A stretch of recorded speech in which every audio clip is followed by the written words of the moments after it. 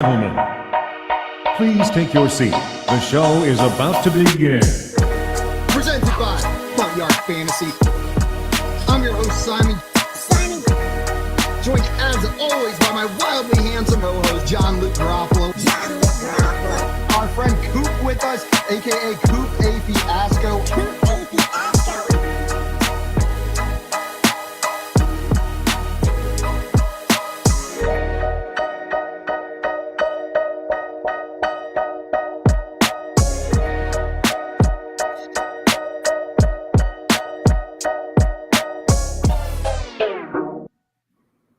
Good morning, everyone, and welcome into the Front Yard Fantasy Morning Show, brought to you by Better Sports Network. I'm your host, Simon, joined today by my co-hosts, John Luke Garofalo and Andrew Cooper. And guys, good morning. Good morning. How are you guys doing this morning? Doing good. How are you doing? Well, good. Miss you guys. It's good to be back on with you. We got Better Boss in the chat saying first one in, and Tommy down here saying good morning, my brothers. And Hal down here. What's up, Hal? He said, damn, missed you guys. Glad to have you back in here, Hal. Joey over here in the YouTube chat saying here for you guys. Love you guys. Good morning, Joey. And morning to you, Craig, as well. Thank you, everybody, for jumping in here with us this morning, coming in to hang out and talk about what's going on in the NFL this week. So I think we get right into it, guys. On Monday, just about the worst thing that can happen in this league went down during the Bills-Bengals game in the first quarter. Damar Hamlin, after a tackle, stood up and then collapsed on the field, went into cardiac arrest. They administered CPR on the field, and it was harrowing to watch. He's still in critical care right now. There's been maybe some little glimmers of good news. They're working on getting him off of a ventilator at this time, but he's definitely still in critical condition. And that's what we're watching. It's been jarring to watch, to see it unfold live on TV, and then to see the reaction from everybody around him was quite difficult. That was the moment where it kind of hit me like, oh shit, this is different than some of these other plays we've seen. Whenever they cut to Josh Allen and Stephon Diggs and we see their reactions, it's difficult to watch, man. It was hard sitting there watching on Monday night. Yeah, nothing really prepares you for that, for watching that kind of stuff. Truly awful to watch both the teams on either side of this react to it. Definitely puts things in perspective for you. Yeah, and I will say the one big silver lining is the way the communities react, the fans have reacted. Like, it's moments like this that you see how this community really reacts and cares, and reminds me of something that it was. Who is the guy? The neighbor guy, Mr. Rogers. He said that his mother always told him when things like this happen, look to see who the helpers are, right? And look to see how many helpers there are. And it's crazy how the money's poured in for his charity, and people are there, hanging out at the hospital and doing everything they can. So it is great to see that, if there is a silver lining in a situation like this. So, prayers to all his family, all the Bills family. I see Dustin in the chat. Glad you're here today. He's a Bills fan. Nick DiNuccio, good morning. Oh, here, Dustin, I got some.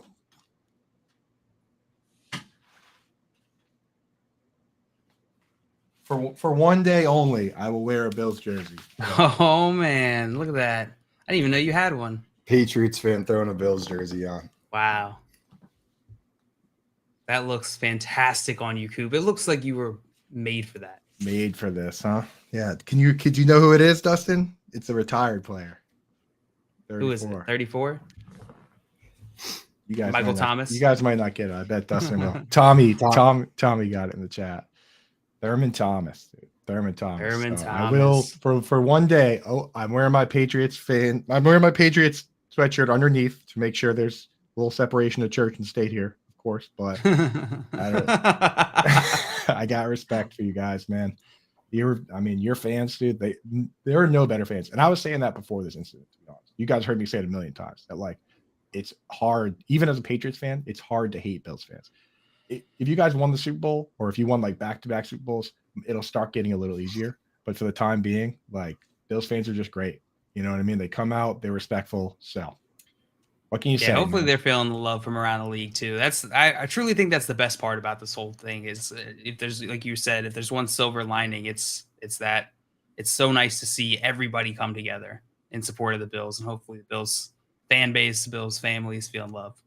And we saw that that night on TV where we were watching immediately from the Bengals, from the team that they were playing. The game ended for those players the moment that happened. You could see it. It was no longer about the rest of the game that needed to be played. Not a single one of them was even thinking about it. And the reports coming out afterwards were that when they were in the locker rooms and they came over to the Bengals locker room to give updates on what was going on, that Joe Burrow was that first guy to stand up and say, hey, can we go over there and check on them? Can we head over there? And he gathered some of the captains, and they went over to the other locker room, the team that they were supposed to be playing that night, and what was going to be an important game. They said, that doesn't matter. Let's go over there and let's make sure our brothers in this sport are doing all right. And we see that continued support from the Bengals. I know they put out a statement. T. Higgins also put out a tweet showing nothing but support, but we're seeing that from all around the league, these messages just coming out supporting him. And Coop, you mentioned his charity. I don't know if you've seen the most recent updates, but so he had put an Instagram post out with a goal of $2,500 in his toys, or in his toy drive charity. His goal was $2,500. As of 7 hours ago, it's past $4 million that have been raised in his charity. I saw the 1 million mark yesterday. And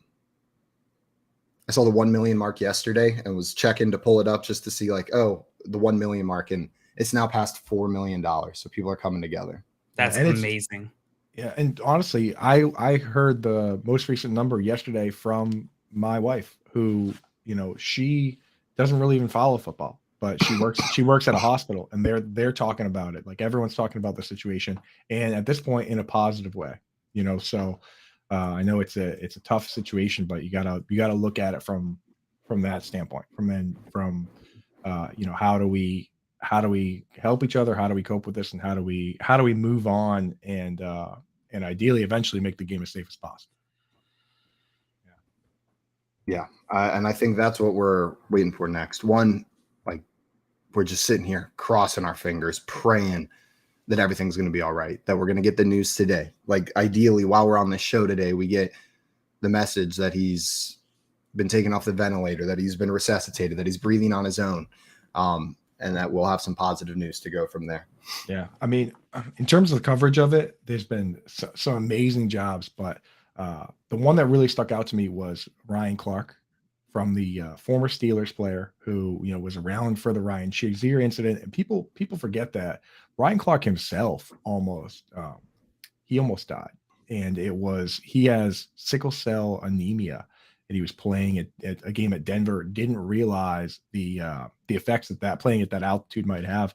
He had a very serious incident, and he had he had an amazing couple moments where he talked about playing the sport and those concerns. I think we actually have the clip. If Keith, if you could pull that one up when you have a chance. In our job as well, we use the cliches, I'm ready to die for this. I'm willing to give my life for this. It's time to go to war. And I think sometimes we use those things so much, we forget that part of living this dream is putting your life at risk. And tonight, we got to see a side of football that is extremely ugly, a side of football that no one ever wants to see or never wants to admit exists. When you see both teams on the field crying in that way, your first thought is Damar Hamlin. Yep. The second thought is his family. And this isn't about a football player, right? This is about a human.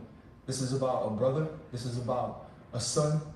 This is about a friend. This is about someone who is loved by so many that you have to watch go through this. I dealt with this before, and I watched my teammates for days come to my hospital bed and just cry. I had them call me and tell me that they didn't think I was going to make it, and now this team has to deal with that, and they have no answers. And so the next time I think that we get upset at our favorite fantasy player, or we're upset that the guy on our team doesn't make the play, and we're saying he's worthless, and we're saying you get to make all this money, we should remember that these men are putting their lives on the line to live their dream. And tonight, Damar Hamlin's dream became a nightmare for not only himself, but his family and his entire team. Man, powerful words from Ryan. I loved what he said there. I do think sometimes a lot of NFL fans can fall into the habit of kind of dehumanizing these players while they're out there on the field. It becomes a product that they're watching. It becomes just a piece of their entertainment. But you got to keep in perspective. And this is a moment that forces that perspective for everybody who saw it, that these are real people out there playing a dangerous game. And there's a level of respect whenever we're talking about them and talking about this game that needs to be had. Whether this situation happened or not, this situation is forcing us to remember and contend with the fact that these are real people with real lives doing something very dangerous out there that we consume as an entertainment product. But we got to make sure we're always treating them as real people in situations like this and in not. I really like that message from Ryan there. Yeah, and part of that clip to me, because twice now in recent memory for me, this type of thing has happened. The Ryan Shazier was another scary one where I start thinking to myself, like, should we even play this game? And when I hear Ryan Clark talk about it, like, the answer to me is it's not our decision. Like, there's millions of people out across the world that have this dream to do what they want to do at the highest level, whether that's football, basketball, gymnastics, you name it. Right. And they understand that those sports are dangerous. Gymnastics, dangerous. Basketball, it's not just football that's a dangerous activity. And if we take that opportunity away from them, they'll never get a chance to realize their dreams. They'll never get a chance to get the glory that Ryan Clark is talking about, that the reason you go out there and do it, even though you understand the risks. Right. And when you look around, like, there's no way you're going to tell these individual people, a lot of them, that they can't do this. You know what I mean? Like, you're not going to. The day that, Dale Earnhardt Jr. decided he was going to strap his helmet on anyway and get in that car anyway, like, that was a breaking point to me where, like, there's no way you were going to tell these people that they can't go after their dream. All we can do is make this game as safe as possible, but you're not going to stop people from doing things they're passionate about. I mean, like, I broke my arm when I was a kid snowboarding, and you weren't going to stop me from going out and snowboarding, and you weren't going to stop me from playing football in the fall, and you weren't going to stop me from playing football the moment I got my cast off in the summer with my buddies in the yard, and we were going to play tackle, and that's the way it was going to be, dude. So it's his lifelong dream out there that he's playing, and hopefully I'm with you, Coop. Hopefully he's able to make a full recovery, and if this is his dream, he wants to keep doing it. He's able to keep on following his dream. And the other point you made, making it as safe as possible, figuring out what happened here and continuing to make it safer. We have our friend Dustin, guys, who's going to come on from a Bills fan perspective, and he's an EMT, so to give us a little bit more perspective on that side as well. Dustin's been on here with us a couple times before. He's our favorite Bills fan. Curious to hear what he's got to say about it. Good morning, Dustin. What up, Dustin? What's up, brother? Not an EMT, but I've seen people have, I've rescued people from drowning victims and seen people have to give CPR. So I've seen that aspect. So we'll talk about that. But I wanted to say thank you to you guys and the community as a whole from a Bills fan. And I think I speak for all of the Bills community, like the support that we've seen from every NFL franchise, from people outside of football supporting the Bills and supporting Damar Hamlin has been incredible to see that. So thank you guys for your support. From a Bills fan perspective, like, it was hard to watch that game. Like, I couldn't sleep. I was up till, I had to sleep till midnight, but I was up late, just like sitting there. My wife came downstairs. She's like, "What are you doing?" I was like, I don't know what to do anymore, because it's a game we obviously all love. We all love watching the game. We all play fantasy. But in that moment, like, none of that mattered anymore. And Coop, you're right. Like, we can't take that away from him, but, like, how do we make the game safe where we don't have those things? Yeah. I'm with you, Dustin. There was, like, moments sitting there, even before they had called the game, where you knew they're not playing this game again. But I couldn't change the channel. I wasn't, like, I was just sitting there, even though they were saying the same things over and over again. I was just sitting there kind of stunned, watching, waiting, hoping for some positive or some sense of normalcy in the situation. And it stayed present in what the situation was. And we're still sitting in that situation. And I can't imagine what the players are going through, because when you watch, I've watched someone get CPR and fight for their lives, and that someone I didn't even know. And when it's someone, like, that's a traumatic experience for the rest of the team to go through, to watch that. And I was super encouraged by the way that it was covered by ESPN and ABC. Like, they did a great job not showing it. I think the team, both the Bills and the Bengals, did a great job rallying around and, like, really blocking them off, like creating that bubble around him on the field. So, like, it wasn't on TV. There was no camera coverage. I think at this point, it's really up to the Bills and what they want to do in terms of, like, how they want to proceed, because their mental health is going to be key at that point. Like, we know some of the players are still in Cincinnati, at the hospital. I hear T. Higgins is still at the hospital. He refuses to leave. The mental health of these players has to be, the rest of the team, obviously with Damar and his health, and we're hoping for that goodness. But I think we really have to talk about the mental health of the rest of the players going forward, and how do we handle that? And there needs to be that support. And I think the way we talk about players in general needs to change. Like, yes, when a player makes a bad play, we're going to be upset. But I think we also need to start shifting the focus on what they're doing outside the field. We've seen this, Damar Hamlin's charity is up to over $6 million. Before Monday night, outside of Bills fans, no one knew who Damar Hamlin was. Like, most people didn't know that name, didn't know the work he's doing. It shouldn't take this traumatic experience for us to then, like, support his charity. Like, let's start talking about other players' charities. Like, I really want to see that come out of this, of, hey, here's a guy who doesn't get the fame, not a receiver, not a quarterback. Here's a punter who's got this great charity work. Like, we need to start shifting our focus on how we talk about players and realize that they're young men who are doing good things on and off the field, and start talking about that. But it's been incredible to see the support we've seen for him and for Bills fans, and just, hearing reports from the game of, like, Bills fans just crying and Bengals fans going to get them tissues just because they're supporting them. It's just hard. It's been a hard week to talk about football, to write about football, to deal with anything, really. Going to work on a regular basis, coming into work yesterday and today has been hard for me, just because there's a young man fighting for his life that plays for the team that I root for. And even if it wasn't my team, like, that's a hard thing to deal with when you watch it happen on TV and know that he's fighting for his life and he's on a ventilator. And so it just to focus on that, of, like, yes, we were praying for Damar, we're expecting good news and we're praying for that, but we need to really take stock of our own mental health and the mental health of others. And I think part of it's talking about it. I think that it's good that we're on these shows talking about it, because when you deal with something, you can't isolate. You have to talk with other people, and talk about it and work through it, and, talk about those things and write. And there's things that don't matter at this point, but there's things that do matter. And I think people matter in this moment. Like, the game, it doesn't matter whether they play or not. The implications of the game don't matter. How are people doing? How are the players doing? How are we as fans doing? How are the people in your circle doing with this situation? And what does that look like going forward for us? And that was our motivation for coming on today and doing this, because, to be honest, nobody really wants to talk that much about football right now, and it's tough to talk about it. And we thank you, Dustin, as a Bills fan and somebody with experience, for coming on and talking to us about it. And that goes for everybody else out there, Nick, Craig, Tommy, Ladarius. If you guys want to come on, Albert, if you got feelings you want to come on and talk about, then feel free to call in, get in the chat. We're here to talk. Dustin, thanks again for coming on. We really appreciate it, man. Hey, thanks, guys. I appreciate you guys. Coop, I appreciate the jersey. Gotcha, buddy. Go Bills. Why not, right? He said, "Why not?"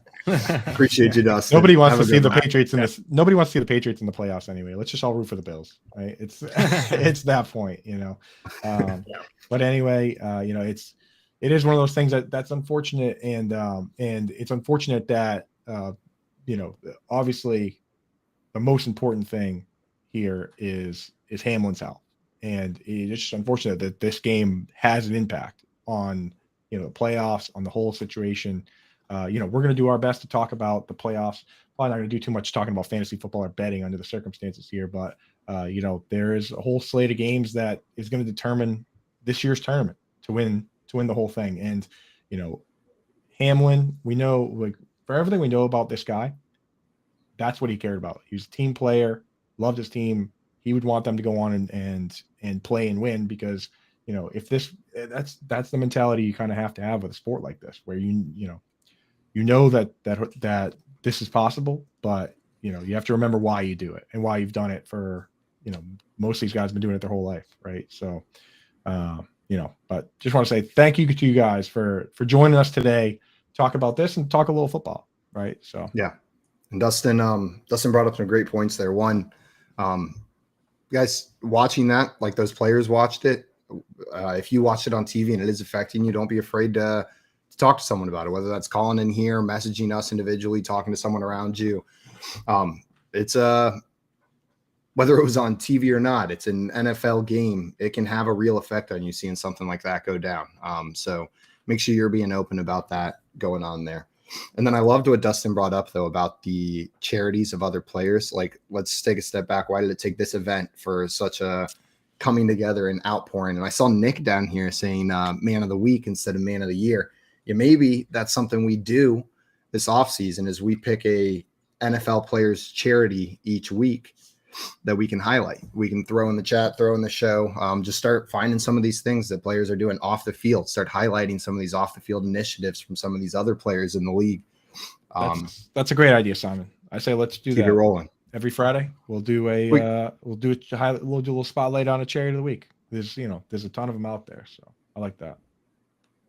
We got Jay in here saying, I'm proud of how 99% of the fantasy community put Damar first and not worried about fantasy implications. I mean, it's what you do here. That's the only thing that matters right now in a situation like this. The other stuff can be figured out eventually or not. And I think Coop, you said it well at the beginning of the show. You said it, or Jail, maybe you said it. It puts things in perspective whenever something like that happens. All of a sudden, the game that was the most important to most of us for fantasy just didn't matter anymore. Like truly, in the blink of an eye, it went from like it wasn't even a thought on if it mattered. So it's been great to see the community come together around that. I agree with you, Jay. And Dustin said, I'm going to do the legwork for you guys to have a player in their charity to highlight each week. Well, we appreciate that, Dustin. Awesome, Dustin. It was your idea. You brought it up that we need to start highlighting some more of these guys off field charities. Very cool, man. Guys, I know we talked about it a little bit, but with another full week coming up, we are probably going to be talking a little bit about what these games are. Obviously, in the grand scheme of things, it doesn't matter as much. We're sitting here waiting. We're hoping for positive news out of the Damar Hamlin situation, but things are going to continue, and we're gonna do our best to talk a little bit about it. If you guys have questions for us, or you just want to talk more about this situation or about what's coming up, throw them in the chat or come on over to the BSN app and hit that call in button. You can come up here like Dustin just did, hang with us for a bit. We're going to be right back though. We'll be right back talking more about this and more about the upcoming week of football. You're watching the Front Yard Fantasy Morning Show here on Better Sports Network. Third U.S. Cellular. Sox 5 runs, 6 hits. The 2-1 to Bartlett. Swing, chop to short. Ramirez has it, throws.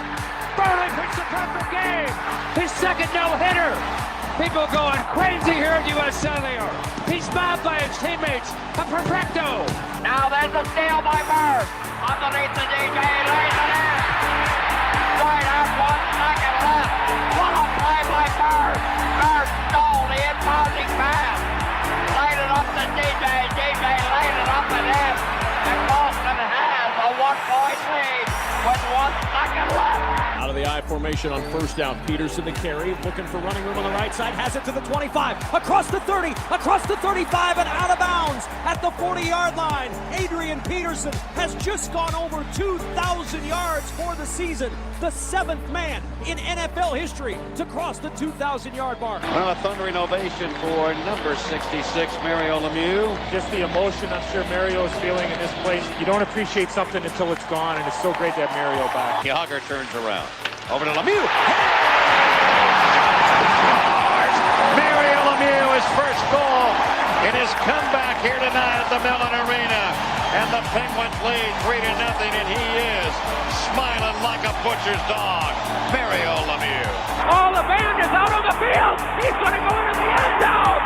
The Bears have scored, but the Bands are out on the field. Pearson moves in front of the STP dive. Petty comes back to the inside. They almost touch as they move down low in the bank, and you're going to be side by side as they exit the bank and head for the finish line. Richard Petty goes back in front. They both spin. They're in the wall. Petty is slamming into the wall. He's coming down toward the finish line. Will he make it? Pearson is still running. The winner is car number 21. An amazing finish. Richard Petty's car demolished in the front end, as well as car number 21. An unbelievable finish, a terrible crash. David Pearson has won the Daytona 500. Leitner catches, comes down, dribbles, shoots, scores!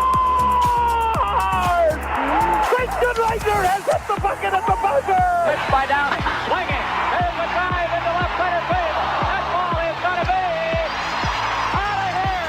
It's gone. It's 7-15. There's a new home run champion of all time, and it's Henry Aaron. The most valuable player is Magic Johnson. 42 points, 15 rebounds, and 7 assists. He starts at center, plays forward and guard, and leads the Los Angeles Lakers to a world championship 123-107 over Philadelphia. Whether you collect sports memorabilia, fantasy championships, or winning bet slips, talk about it on Better Sports Network.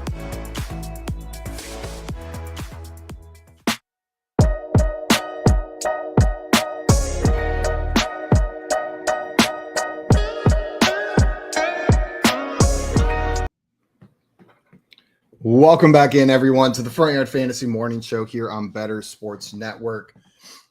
We were just talking pretty extensively about the Damar Hamlin situation. All of our prayers and thoughts go out to him and his family. We're sitting here just hoping and praying that while we're live here with you guys, we get that positive update. We get that positive news. Now, everyone in the chat, if you've got any questions on the situation or anything you want to say, anything you want to share, throw it in the chat. Anything you need to get off or come up on here on air with us, and let's talk about it. Let's break it down. But guys, with that game potentially not being played, there's a whole slew of games coming up this weekend with real playoff implications. I know right now it seems like it's hard to even think about some other stuff going on in the football world, but it's going to happen. It's going to keep on. It's going to keep on coming. It's going to happen this weekend. Whether we're ready for it or not, whether these players are fully prepared mentally or not, we're going to start seeing these games being played.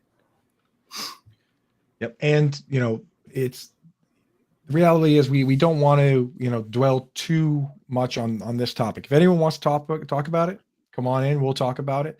But I think, it'll do us all a little good to get back to talking a little football. I've been kind of looking at the playoff scenarios. I got them up here. With the 1 seed for the AFC, we can't really get to that yet. We have to find out what's going on with the Bills-Bengals game. So we're going to hang tight on that. The teams in the hunt are the Chiefs, Bills, and the Bengals. So we just got to wait to hear how they're going to handle that game before we can really discuss that one.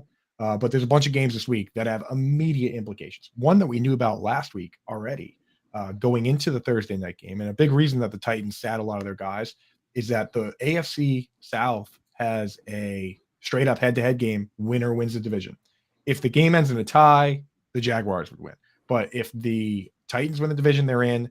If the Titans lose, they're out of the playoffs. If the Jaguars win the game, they're in. If they lose, they have an outside shot at a wild card. But it's really a winner moves on game. So in this one, boys, who do you think's got the edge right now? Like if you had to pick one of these two teams just outright to win this game, who you got? Jags or Titans? Ooh, I'm gonna take Jags. What do you think, son? That Titans team seems like it's falling apart. It seems like usually I feel like this Titans team does the opposite this time of year. Like we see them kind of figuring it out, going quietly under the radar as one of the better teams in their conference. But this year it seems to be doing the exact opposite. Like their record doesn't indicate how bad of a team they are right now. And this Jags team doing the exact opposite. They're kind of peaking right now. We're seeing Trevor Lawrence really start to click with his receivers. We're seeing Evan Ingram come on strong. We're seeing this Jags defense look better than it has all season over these past 3-4 games.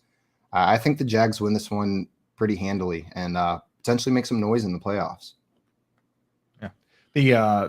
So when you say that this team's kind of falling apart, you're not wrong. The quarterback's hurt. Jeffrey Simmons is banged up. Derrick Henry wasn't healthy enough to play last week, and the Jags are 6.5-point favorites here. So the books are kind of in line with you guys, and I'm in line as well. I think the Jags are just kind of getting hot at the right time, and they got guys healthy all at the right time. All knock on wood, the running backs, the wide receivers, quarterback, everybody's ready to rock and roll. So yeah, I could see them taking that one out. And I saw an interesting note that the Jaguars have not had, so they got flexed to Saturday night primetime. This team almost never gets primetime games. Since the last time the Jaguars have played on Sunday Night Football, the Cowboys have played over 50 times. Like and part of it is that the team hasn't been good and that they're not a huge market. But I mean, you would think, right? So I mean, you would think they would mix them in once or twice, right? Like just to try, just to attempt to be fair, right? Like my goodness. No, it's somebody at NBC hates the Jags or something. They must have done something to piss off the NBC execs there, because that's beyond just, oh, they're a bad team. That seems like purposeful and malicious to have that many games in a row. And does NBC get to choose? They definitely have some sort of, I don't know what the process is, but it seems like there's some sort of jockeying for who gets what games. I wouldn't even be surprised if there was some sort of like draft. I'm not even kidding. If they like sat down, Can you imagine? I would not be surprised if they sat down. They had a draft. We're taking like this game. Draft. Yeah, like so. I wouldn't be surprised if there was some sort of something that goes into it, because I mean, man, they clearly have a say. I don't know exactly how they do it, but I do know like certain networks will have priority on certain games, whether that's conferences or divisions. Like in college football, there are networks that have priority when selecting which game will appear on ESPN, right? And maybe ESPN has first choice. And then once ESPN selects their pick, like they get guaranteed whichever SEC matchup they want or whatever it is. Then the next network has their priority. I assume it's probably something similar in the NFL, where like different networks have different deals for what's locked up, what they can have a say in, and then it goes to the next network.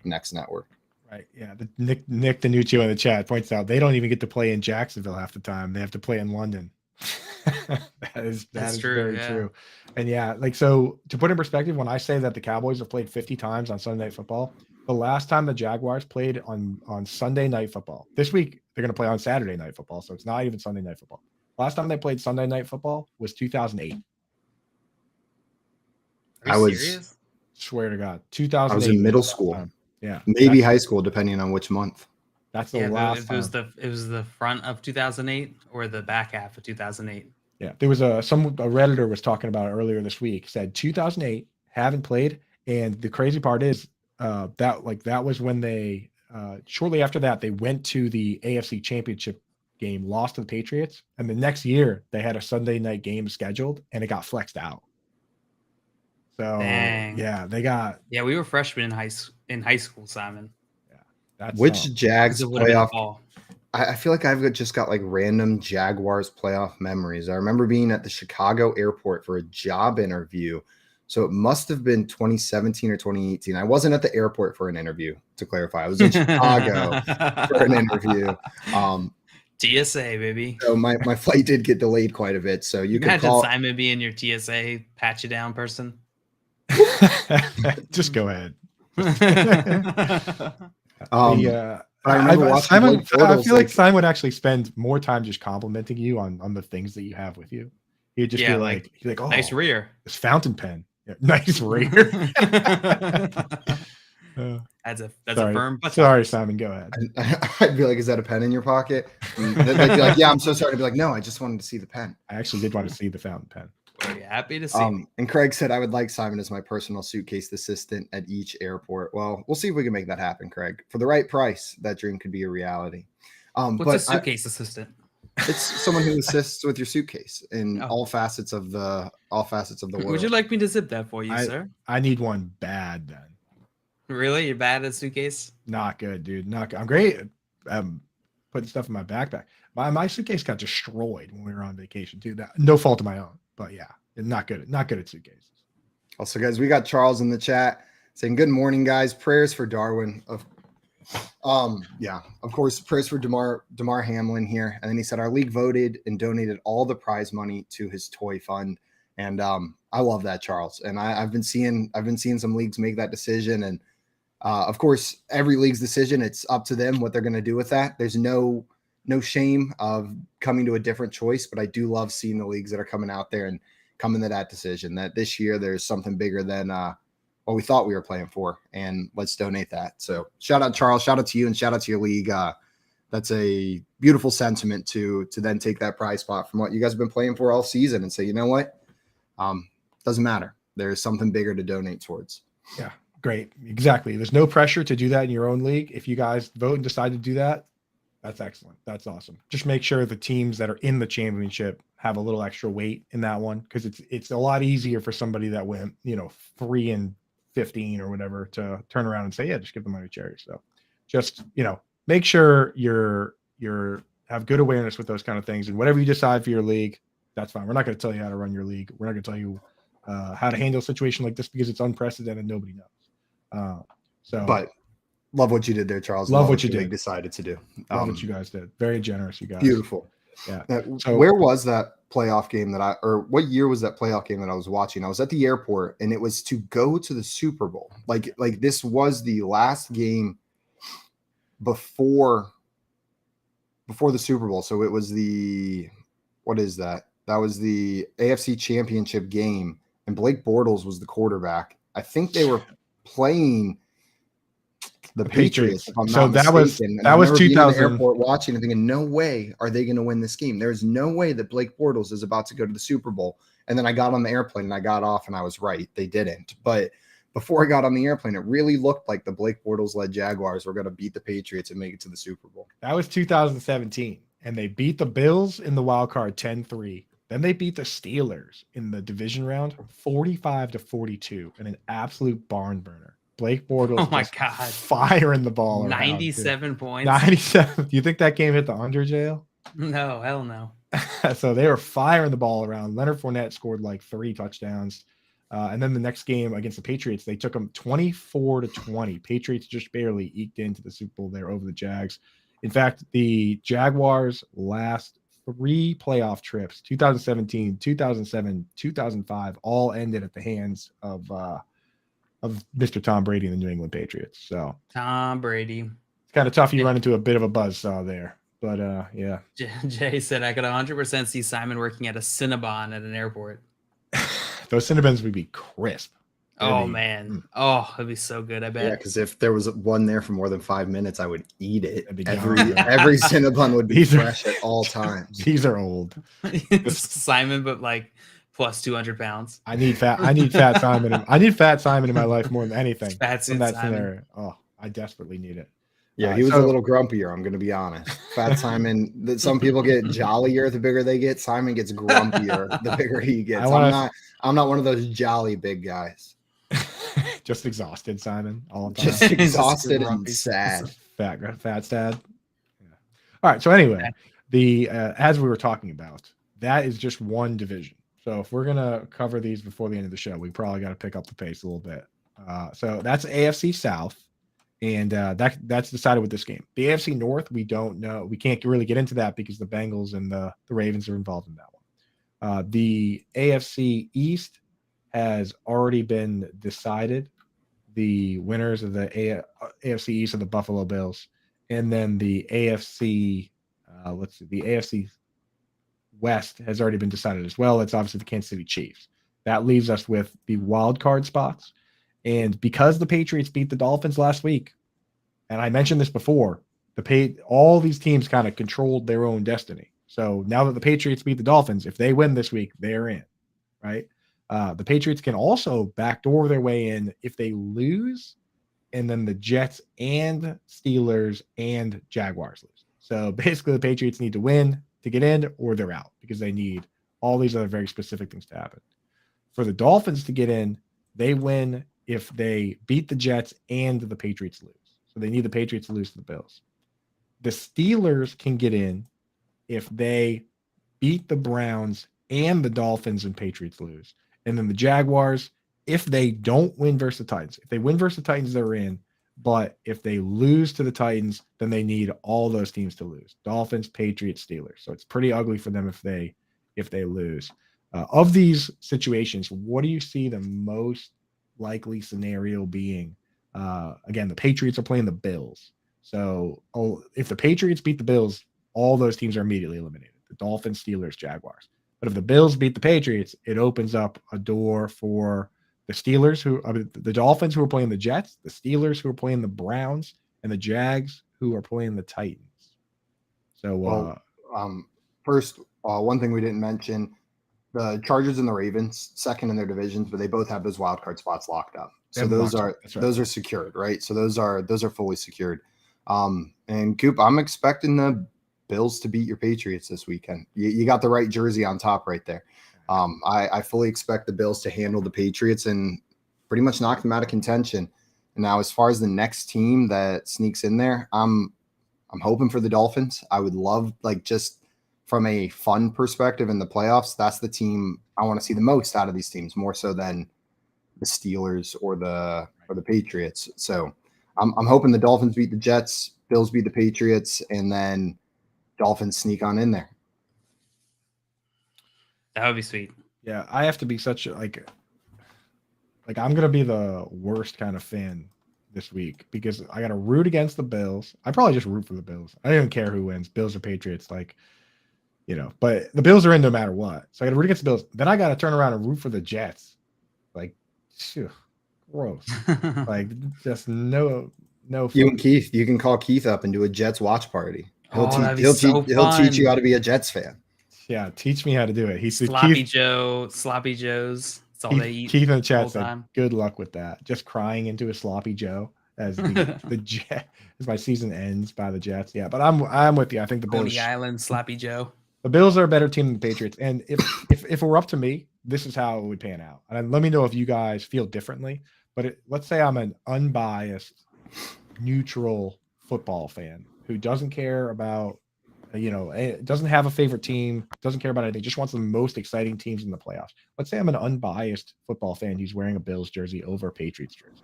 Sure, let's say that. Let's say hypothetically, right? Right.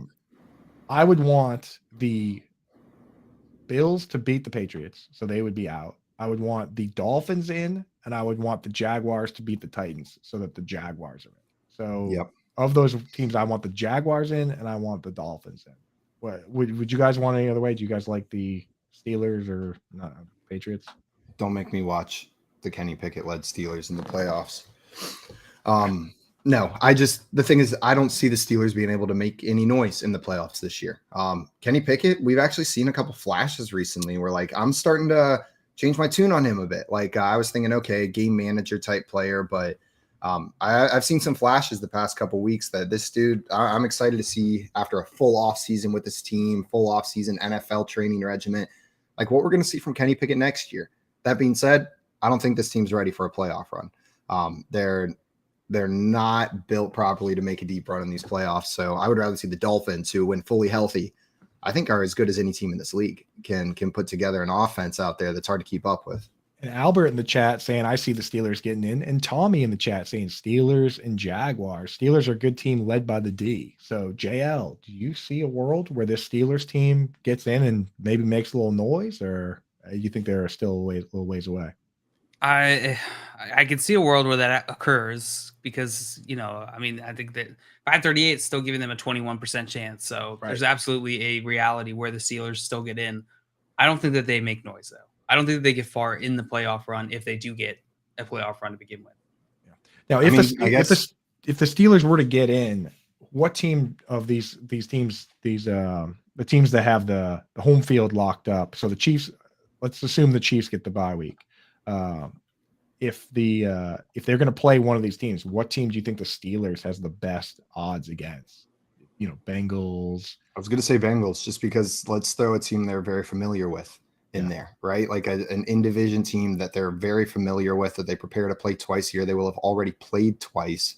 I think that's probably their best bet to advance if that's their first round matchup. Or the Ravens, same logic right there, right? I think so. Just against one of their AFC North opponents, I think is open. I see Tommy in the chat saying the same thing. Could beat the Ravens or the Bengals.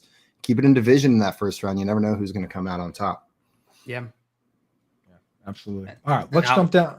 Oh, sorry. Did you mention Albert's comment here about I don't see the Dolphins beating the Jets if Skylar Thompson is a starter? That's a very good point. So Teddy Bridgewater, folks noticed that he left the game. I was there and nobody even told us why. I didn't even know why he left the game until after, but apparently he broke his finger. So, the ability to play quarterback with a broken finger, that's pretty rough. So I don't feel good about Teddy Bridgewater playing. And based on the words surrounding Tua, is that I don't feel particularly great about him playing either. So kind of a tough situation there. Also, I see Tommy in the chat saying that the Raiders-Chiefs game means nothing, but we may get to see Jarrett Stidham take down Mahomes is what he's looking forward to. And Dude, said, how about my boy Stidham's a Stidham? stud. And Thompson, good thing I didn't put that money in the shredder that Coop told him to shred up last week. Jarrett Studham. Yeah. So I was wrong there, man. The thing is, there were people clamoring to see him around here. He never really got the shot because Tom Brady was still here, but hey, guy can ball. He was spinning this week. He was spinning. Yeah, he knows the offense. So he knows that Erhardt Perkins offense. So yeah, anyway, on to the NFC. The Eagles, everyone just assumed that they had this locked up, but the Gardner Minshew version of this Eagles has not been able to win a game. All they had to do is win one game over the last 3 weeks. They couldn't do it. So now there's a situation where other teams can snag this 1 seed. If the Eagles win or tie against the Giants, they get it, right? They can also backdoor their way into getting it if the Cowboys and the 49ers also lose their games. Cowboys are playing the Commanders, 49ers are playing the Cardinals. Before we play out this hypothetical too much further, I do want to mention that the Eagles are 14-point favorites over the Giants this week, double-digit 2-touchdown favorites. So they think they're going to secure this 1 seed. Yeah. And expecting that. Here's a big part of that is that the Giants they're the one team that truly has nothing to play for this week. They're the one team that they cannot improve their standing whatsoever. They can't even go from the 5 to the 6 seed. Because the Eagles are so far up here and the Cowboys are so far ahead of them, either the Cowboys or the Eagles are going to get the bye week and the other one wins the division, and the Giants have no shot of coming near. Surpassing them for that seed. So they're just locked into the 6th seed. They can't get a different seed than the 6th seed. So Brian Daboll has said they're not going to bench the starters, but there's a big difference between not rolling your guys out to start the game and having them play the whole game and try to win the whole game. There's a very real possibility those guys go out and play a half, and if they go down big, you see the backups come in. So I think that's what they're predicting there, which kind of stinks for the teams trying to get that 1 seed, but that's what's possible. And just in case, some crazy way the Giants do beat the Eagles, the 49ers have the leg up over the Cowboys. If the Eagles lose, if the 49ers win, they get it. The Cowboys need the 49ers to lose and the Eagles to lose. So they are the ones kind of in the catbird seat there. But yeah, you're right. It's probably going to go down that way. Now for the NFC East, we know it works the same way as the bye. If the Eagles win, they get it. The Cowboys can get it if the Eagles lose. For the other divisions, they're all locked up. We already know that the 49ers have won the NFC West. We know that the Vikings have won the NFC North, and we know that the Buccaneers have won the NFC South. Those are already determined. And then, as we mentioned, the Giants have already locked up a wild card. Beyond that, there's a bunch of possibilities where teams can get in. The biggest one is this Packers-Lions game. That's the biggest game of the week by far. I mean, am I right, boys? That's the one, right? That's the one. Though, if the Seahawks beat the Rams, does it matter who wins the Packers-Lions game? So it does, because it affects whether the Seahawks can get in. And I think knowing Dan Campbell and knowing this Lions team, they're going to come out firing regardless. They're not going to, I don't think this team changes anything they do, anything about their mentality when it comes to this game. They're sick of being the little brother in this situation. No question in my mind that they're going to act this. It's like in Game of Thrones where you get to pick somebody to go up there and fight for you, right? You get to pick a champion to go in the ring and fight on your behalf. If the Seahawks win and the Lions can't go to the playoffs, they're still going to treat this like it's the playoffs. They'll treat it like it's the Super Bowl.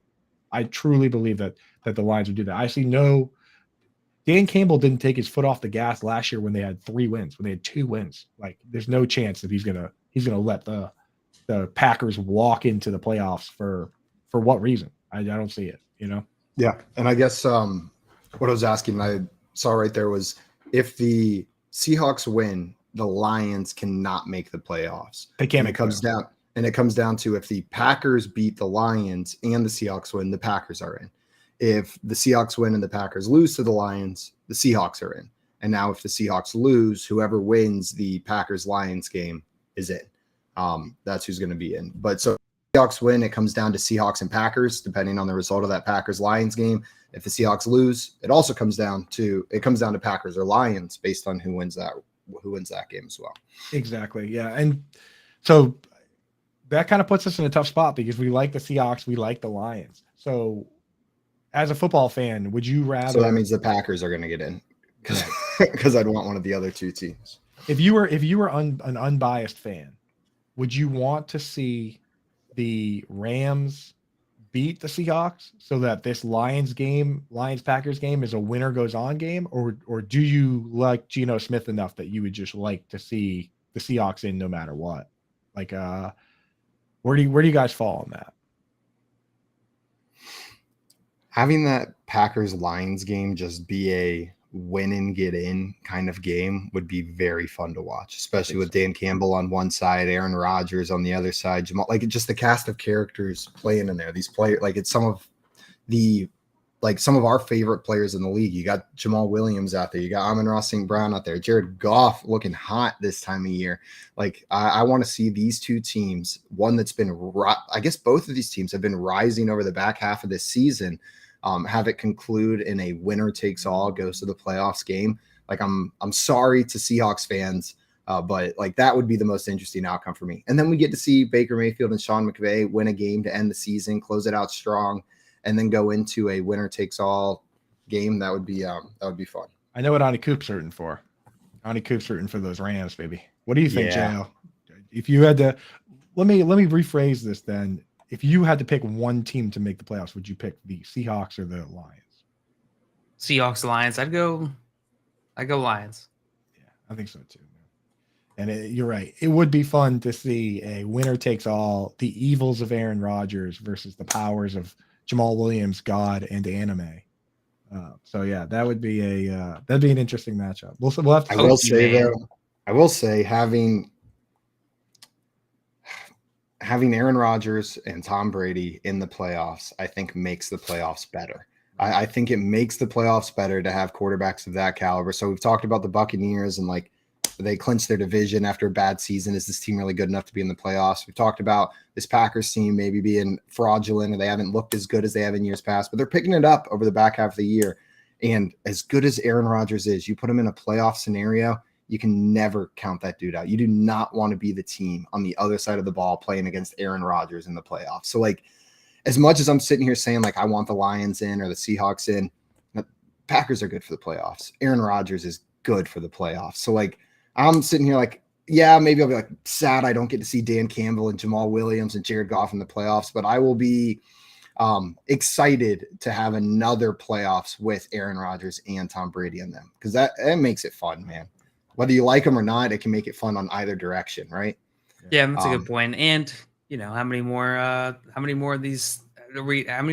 are we gonna get with these two guys facing up? That's what I'm saying. Yeah. That's what I've tried to take that philosophy. I think it was our friend, I think it was Chase Payne who pointed it out to us, Jail, over at Champions Round. We were talking about something. He's like, I used to hate LeBron, and then one day I decided, no, I'm just gonna appreciate one of the greatest athletes to ever play this sport during my time period. And I'm like, I try to adopt that mentality. Like instead of like getting some of those like negative feelings towards some of these star players, just appreciate what we're watching, man. It's crazy what we're watching Tom Brady do, what we're watching Aaron Rodgers do. Just watch it. And Nicholas in here saying, I agree, Simon. I love watching Rodgers lose in the NFC Championship. And I see NKC in here saying hi. What's up, NKC? Welcome in this morning. Thanks for coming in and hanging out with us. What up, NKC? My Celtics used to lose to LeBron. That's how the season would end every year when he was on the Cavs. So we all hated him for a long time. But that's how I feel now. Just watching greatness, you got to appreciate it. And it just makes it that much cooler, down the line if you can tell your grandkids that you saw Tom Brady and LeBron James. Because when you hear people talk about seeing like Ted Williams and those guys, it doesn't even sound real, but it's like those stories are amazing. So yeah, I want to see it. I want to see it go on and on. It's kind of funny how you're like, if whoever loses out of the one team, the Eagles or the Cowboys, is going to be on bye week, and the other one, their reward is they have to go down to Tampa Bay and play Tom Brady. That's in a loser go homes game. That stinks, man. That's brutal. Yeah. That is pretty brutal. That is, I wouldn't want to be the team going down to Tampa Bay to play Tom Brady at home in the playoffs, especially like at this point in his career. All he cares about is getting another Super Bowl. Know what I mean? Like, and I feel like he's the kind of guy who can, like, sheer willpower at least a wild card round victory out of this team.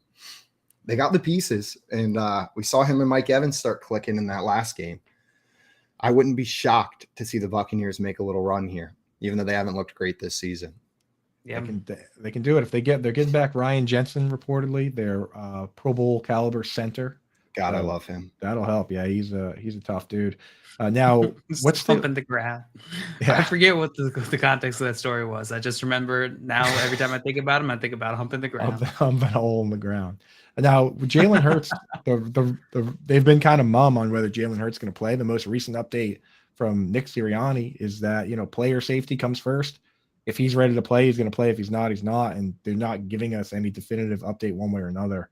But an interesting narrative here that I've been seeing is that people saying that his absence has kind of proven that he potentially deserves the MVP. The fact that they watched one game with him, they can't win a single game without him. I don't know. Do you guys? I kind of wanted to revisit that because we talked about it before. Do you think it's possible to win the MVP missing this many games? No, but he's still my pick. Like this, Coop, exactly what you're saying. I had that same thought that, like, yeah, this team is not the same Eagles team without Jalen Hurts out there on the field. He's my pick for MVP, but I don't think he'll get it. Yeah, I don't know. I don't know if you can. I feel like if we start factoring in the absence of players, that it's a very slippery slope. We could start misattributing stuff to these players' absence. So I don't know that I realistically think that's the way to go, but the way he's playing, I think it's part of the conversation. Yeah, for sure. I think, the problem is that we don't have anything to measure it against, right? Yeah. Unless you really want to sit down and say, okay, well, these guys miss games and they, blah, blah, blah. Like, we don't want to get into that, but unless you can say, oh, well, Josh Allen missed these games and they won without Josh Allen, or Patrick Mahomes, it's not Patrick Mahomes' fault that he didn't get hurt. Koopa, yeah. And guys, everyone who came in here and talked with us this morning, I want to give you all a big thanks for hanging out with us. As we get to the end of this show, I just want to send out another prayers and thoughts for Damar Hamlin, his entire family. It's all the Bills, Bengals players and players around the league. And to you guys, if you're struggling with dealing with this, make sure to reach out to people, and let's keep Damar Hamlin in our thoughts and prayers until then. Thank you guys for coming in and hanging out with us. We'll be back here tomorrow morning and every weekday morning, as always, to talk some ball with you guys. Until then, though, we are out of here. Thanks again for stopping by.